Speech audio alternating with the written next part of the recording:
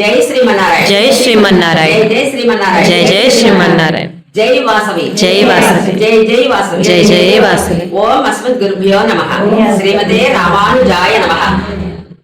నేను మనం రాముడు వీళ్ళందరినీ వెనక పంపించాలనే ఉద్దేశంతో రథాన్ని ఉత్తరం వైపుకి పంపించి మళ్ళీ వీళ్ళు గుర్తు తెరవకుండా వేరే వైపు నుంచి వెళ్ళిపోయారు. వీళ్ళందరూ 4 వైపులు తిరిగారు, ఎక్కడ కనపడలేదు రాముడు. ఓ రాముడు ఏమైపోయాడు, మా ఏమైపోయాడు అని చెప్పని ఇక దిక్కు దోసగా అయోధ్యకి వెళ్ళిపోయారు. ఎవరు కూడా ఇళ్లలో వెళ్ళట్లేదు, బయటే ఉండి బాధపడుతూ ఉన్నారు.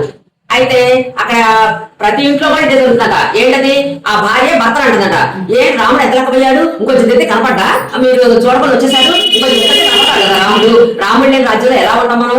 రాముడు అయోధ్య అడవిలో ఉంటే అదే అయోధ్య అవుద్ది, ఇక్కడ నుండి ఇక్కడే అయోధ్య అవుద్ది. మనం అయితే ఇక్కడ ఉండడానికి వీల్లేదు. ఆ కైకమ్మ అంత మహానుభావుడైనటువంటి రాముడిని అడవిలో విద్యుత్ జంకు మొగ్గు లేకుండా ఇక మనలాంటి వాళ్ళు ఏం చేస్తారో ఏమో, అలాంటి కైకమ్మ మన రాజ్యంలో మనం ఉండలేము, మనం ఇక్కడ ఉండకూడదు, మనం కూడా రాముడు కూడా వెళ్ళిపోదాము. ఇప్పటికైనా ఎంత ఇంకా ఆలస్యం చేస్తే ఇంకా దూరం వెళ్ళిపోతారు కాబట్టి ఇప్పుడైనా మనం తొందరగా వెళ్ళి రాముడికి వెళ్ళిపోవాలి, ఎక్కడన్నా చూసుకొని మనం వెళ్ళిపోవాలి.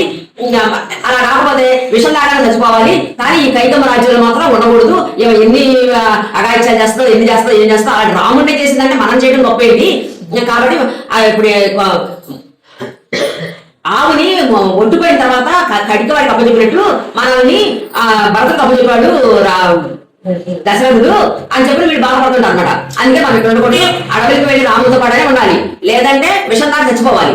ఈ 2 చేయలేము అనుకుంటే ఈ దేశం వదిలిపెట్టి వెళ్ళిపోవాలి. అంతే తప్ప ఈ రాజ్యాలు మాత్రం మనం ఉండకూడదు అని చెప్పని ప్రతి ఇంట్లో ప్రతి భార్య ప్రతి భర్తతో ఈ మాట చెబుతుంది. అక్కడ అయోధ్యలో ఉన్న ఇళ్ళు అన్నింటిలో కూడా అలా చెప్తున్నారు. ఇక ఏ ఇంట్లో పొయ్యి వెలిగించట్లేదు, ఏ ఇంట్లో అన్నం తినట్లేదు. అసలు రోజు అక్కడ హోమాలు జరుగుతాయి, ప్రతిరోజు హోమాలు నిత్య హోమాలు జరుగుతాయి. అక్కడ ఆ హోమాలు జరగట్లేదు, దుకాణాలు జరగట్లేదు, దేవాలయం తలుపులు తీయట్లేదు. ఆవులు గేదెలు పశువులు కూడా గుర్రాలు వెలుగులు కూడా ఆహారం తినట్లేదు. ఆ చెట్లంతా మనం వెళ్ళలేకపోతున్నామే రాముడు అని చెప్పి ఆకులన్నీ రాల్చేసి మోడు వాడిపోయి ఉన్నాయంట. మన రాముడు ఎలాపోతున్నాం, ఇక్కడికి కదలేకపోతున్నాం అని అలా ఉందని పరిస్థితి. అక్కడ ప్రతిరోజు నృత్యాలు సంగీతాలు జరుగుతాయి. ప్రతిరోజు సాయంత్రం పాటు వేడుకలు అనమాట జరుగుతూ ఉంటాయట. అవి కూడా మానేశారట. అసలు ఏమీ లేకుండా ఎలా ఉందంటే పాడుపడిపోయిన ఇల్లు ఎలా ఉంటుందో అలా ఉందంటే అయోధ్య మొత్తం. అంత ఎక్కడ దుఃఖిస్తూ ఉన్నారు. ఇక్కడ పరిస్థితి ఎలా ఉంది, అక్కడ రాముడు ఏం చేశాడు, ఇక వెళ్ళిపోయి వీళ్ళ కనపడకుండా వెళ్ళిపోయి ఆ గుర్రాలు వేగంగా గాలి అంత వేగంగా వెళ్ళిపోతున్నాయి. గుర్రాలతో వెళ్ళిపోతున్నారు. వెళ్ళిపోతా ఉంటే ఇక మధ్యలో నగరాలు పట్టణాలు పల్లెటూర్లు అన్ని కనపడతా ఉంటాయి. నదులు సముద్రాలు కొండలు కోనలు అన్ని దాటిపోతూ ఉంటారు. ఇక ఎక్కడికి వెళ్ళినప్పుడు అక్కడ అమ్మవారికి చెప్తా ఉంటారు, ఈ ఊరు ఇట్లా ఉంటది, ఈ ఊరు ఇట్లా ఉంటది, ఈ నది పరిస్థితి ఇది, ఈ నది యొక్క విశిష్టత ఇది, ఈ కొండలు ఇట్లా, ఈ కోనలు ఇట్లా అమ్మవారికి చెప్పుకుంటూ వీళ్ళు ఎత్తు ఉన్నారు. అయితే వాళ్ళు మాట్లాడి వీళ్ళు కనపడతా ఉంది. ఆ నగరాల్లో పల్లెటూరు ప్రజలందరూ ఏం మాట్లాడుకున్నారు, ఈ రాముడిని ఎలా పంపించగలిగారు నడవలకి. ఆ కైకమ్మ ఎంత దుర్మార్గురాలు. మరి ఆ దశరథ మహారాజు వాళ్ళని అనుకొని ఆమెని మాట ఎలా విన్నాడు, కామంతో కూరుకుపోయాడు దశరథుడు. అందుకే ఆ మాట విన్నాడు. ఇలాంటి రాముడిని ఎలా పంపించగలిగారు, ఎన్నో యజ్ఞాలు చేసి హోమాలు చేసి తపస్సులు చేసి కన్నారు ఆ రాముడిని. అలాంటి రాముడిని ఎలా వదులుకోగలిగారు, ఆ కైకమ్మకి ఎలా ఒప్పింది మనసు అని చెప్పి దాంట్లో ఇలాంటి మాట అనుకుంటూ ఉన్నారు. ఇవన్నీ రాముడికి జరుగుతా ఉన్నాయి.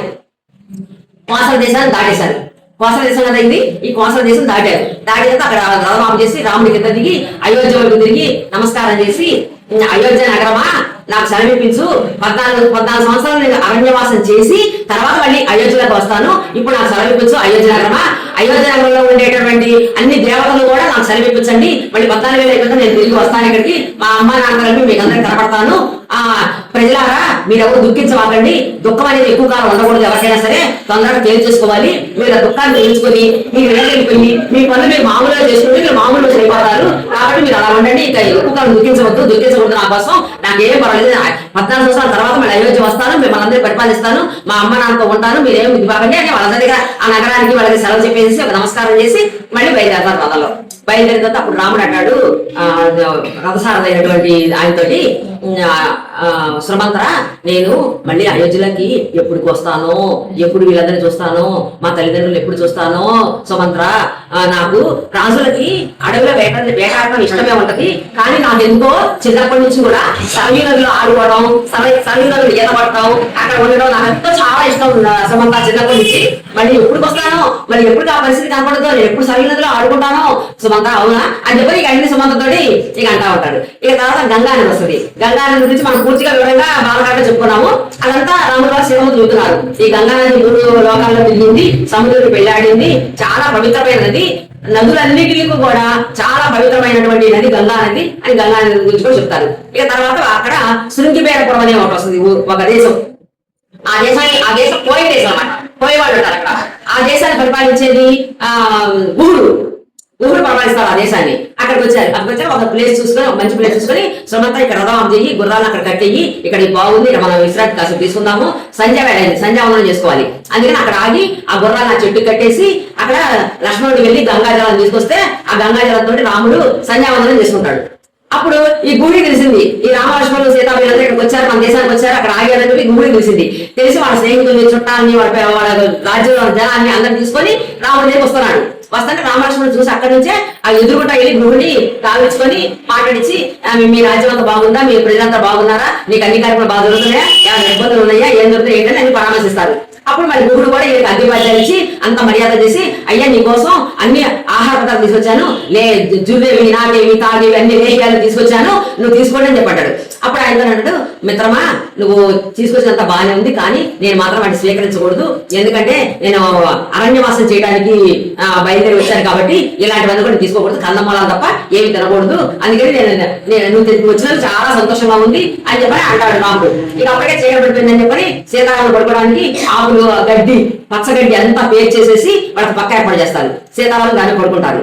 ఈ లక్ష్మణుడు సుమంతుడు కాపలా ఉంటారు, నిద్రపోకుండా కాపలా ఉంటే అప్పుడు ఈ గుహుడు వచ్చి అంటాడు, లక్ష్మణ నువ్వు రాజకుమారుడివి, పాప ప్రయాణం చేసి ఎంతో అలసిపోయి వచ్చావు, మీరు కష్టపడలేదు, మీరు రాజకుమారులు కాబట్టి నువ్వు కూడా పడుకో, నేను కాపలా ఉంటాను, నన్ను నమ్ము, నేను ఆపద చేయను రాముడికి, నేను రాముడు అంటే నా ఫ్రెండ్, నాకు చాలా ఇష్టం, అసలు మీరు మా రాజ్యంలో రావడమే నాకు ఎంతో సంతోషం, నేను కాపలా ఉంటాను, నువ్వు పడుకో అయ్యా అని ఆయన మెత్తని పక్కన పరుగులు ఏర్పాటు చేస్తారు.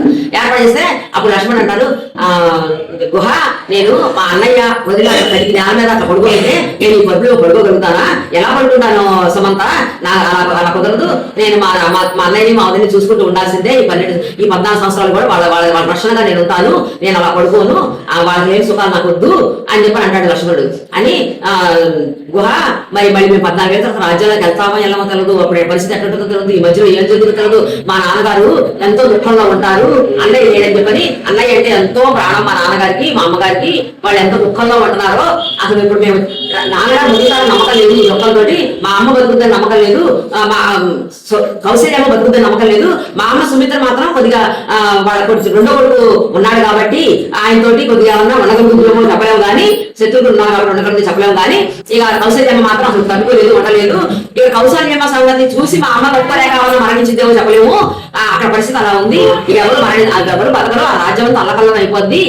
కాబట్టి ఇలాంటి చివరి దశలో మా నాన్న దగ్గర ఉండి నేను సేవలు చేయలేకపోతున్నానే అని బాధగా ఉంది, చివరి దశలో నేను మనలేకపోయి మా తల్లిదండ్రుల దగ్గర ఇలాంటి పరిస్థితి వచ్చింది గుహ అని చెప్పి ఈ మాటలన్నీ సుమంతుడు, లక్ష్మణుడు, గురుడు వీరి మాటలన్నీ చెప్పుకుంటూ, ఈ ముచ్చటని చెప్పుకుంటూ కాపలాగా కూర్చొని ఉంటారు.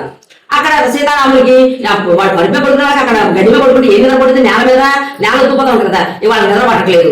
ఇక నిద్ర పట్టకపోతే తెల్లారు తొందరగా, నిద్రపడితే తొందరగా తెల్లారుంది, ఇక ఈ అన్ని గడవట్లేదు ఏంటా అనుకున్నారు వాళ్ళు, చేస్తే మన